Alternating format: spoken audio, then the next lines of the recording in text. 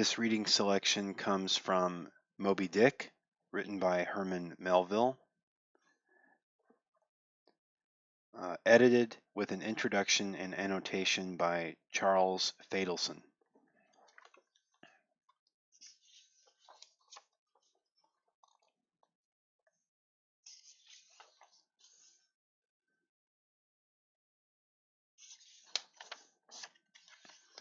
We'll turn to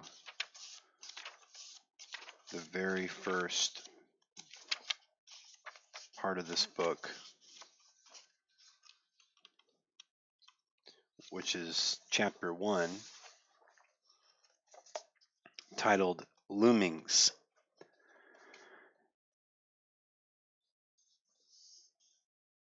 Call me Ishmael.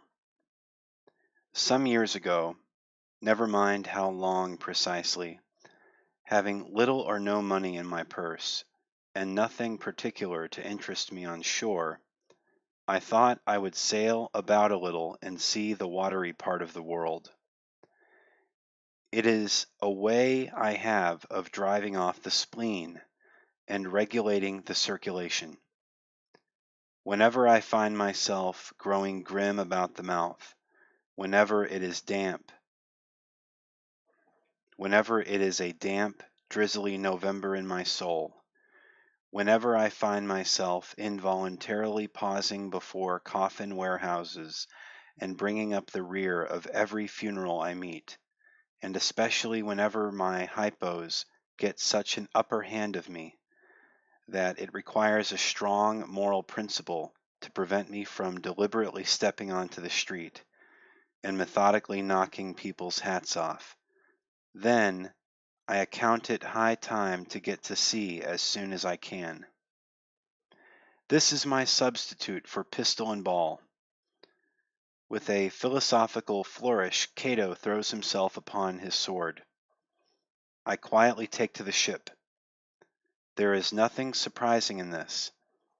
If they but knew it, almost all men in their degree, some time or other, cherish very nearly the same feelings toward the ocean with me.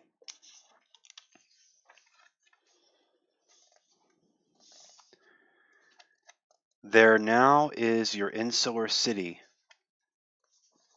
of the Manhattoish, belted round by wharves as Indian isles by coral reefs. Commerce surrounds it with her surf. Right and left, the streets take you waterward. Its extreme downtown is the Battery, where that noble mole is washed by waves and cooled by breezes, which a few hours previous were out of sight of land. Look at the crowds of water gazers there. Circumambulate the city of a dreamy Sabbath afternoon. Go from Corlear's Hook to Coentis Slip, and from thence by Whitehall northward. What do you see?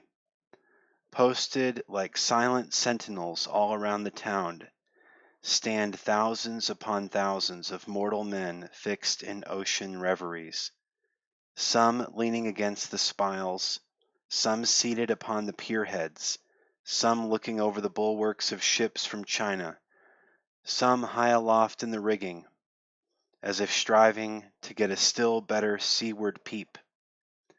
But these are all landsmen, of weekdays pent up in lath and plaster, tied to counters, nailed to benches, clinched to desks.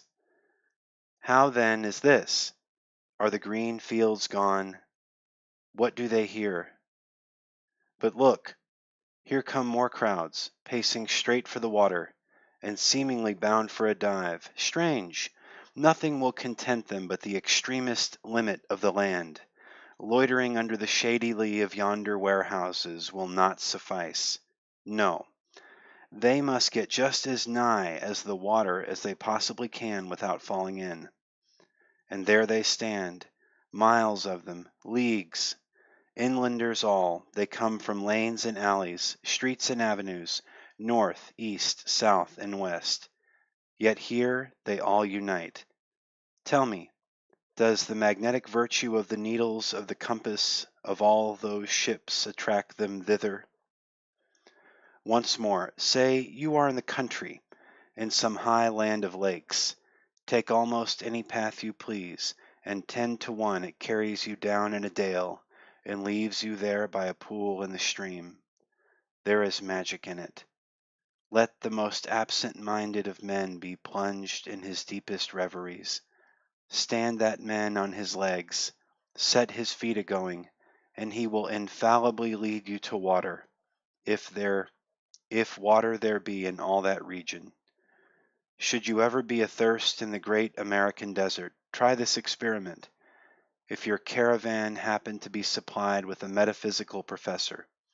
Yes, as everyone knows, meditation and water are wedded forever. But here is an artist.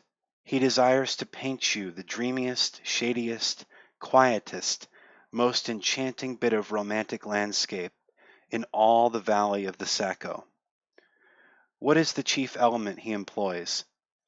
There stand his trees, each with a hollow trunk, as if a hermit and a crucifix were within. And here sleeps his meadow, and there sleep his cattle, and up from yonder cottage goes a sleepy smoke. Deep into distant woodlands winds a mazy way, reaching to overlapping spurs of mountains bathed in their hillside blue. But though the picture lies thus tranced, and though this pine tree shakes down its sighs like leaves upon this shepherd's head, yet all were vain, unless the shepherd's eye were fixed upon the magic stream before him. Go visit the prairies in June, when for scores on scores of miles you wade knee-deep among tiger lilies. What is the one charm wanting? Water. There is not a drop of water there. Were Niagara but a cataract of sand, would you travel your 1,000 miles to see it? Why did the poor poet of Tennessee, upon suddenly receiving 2 handfuls of silver, deliberate whether to buy him a coat, which he sadly needed, or invest his money in a pedestrian trip to Rockaway Beach? Why is it almost every robust, healthy boy with a robust, healthy soul in him, at some time or other, crazy to go to sea? Why upon your first voyage as a passenger did you yourself feel such a mystical vibration, when first told that you and your ship were now out of sight of land? Why did the old Persians hold the sea holy?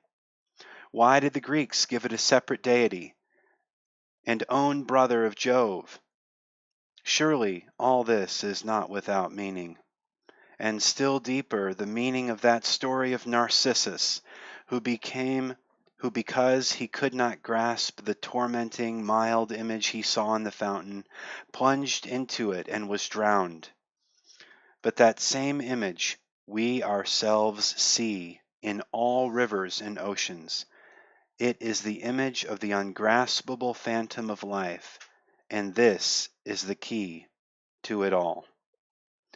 Now, when I say that I am in the habit of going to sea whenever I begin to grow hazy about the eyes and begin to be overconscious of my lungs, I do not mean to have it inferred that I ever go to sea as a passenger. For to go to sea as a passenger you must needs have a purse, and a purse is but a rag unless you have something in it. Besides, passengers get seasick, grow quarrelsome, don't sleep of nights, do not enjoy themselves much. As a general thing, no, I never go to sea as a passenger, nor, though I am something of a salt, do I ever go to sea as a commodore, or a captain, or a cook. I abandon the glory and distinction of such offices to those who like them. For my part, I abominate all honorable, respectable toils, trials, and tribulations of every kind whatsoever. It is quite as much as I can do to take care of myself, without taking care of ships, barks, brigs, schooners, and what not. And as for going as a cook, though I confess there is considerable glory in that, a cook being a sort of officer on shipboard, yet somehow I never fancied broiling fowls, though once broiled, judiciously buttered, and judgmatically salted and peppered, there is no one who will speak more respectfully, not to say reverentially, of a broiled fowl than I will. It is out of idolatrous dotings of the old Egyptians upon broiled ibis and roasted river horse that you see the mummies of those creatures in their huge bakehouses, the pyramids. No, when I go to sea, I go as a simple sailor, right before the mast, plumb down into the forecastle, aloft there to the royal masthead. True, they rather order me about some, and make me jump from spar to spar, like a grasshopper in a May meadow. And at first, this sort of thing is unpleasant enough. It touches one's sense of honor, particularly if you come of an old established family in the land, the Van Rensselaers or Randolphs of Hardicanutes.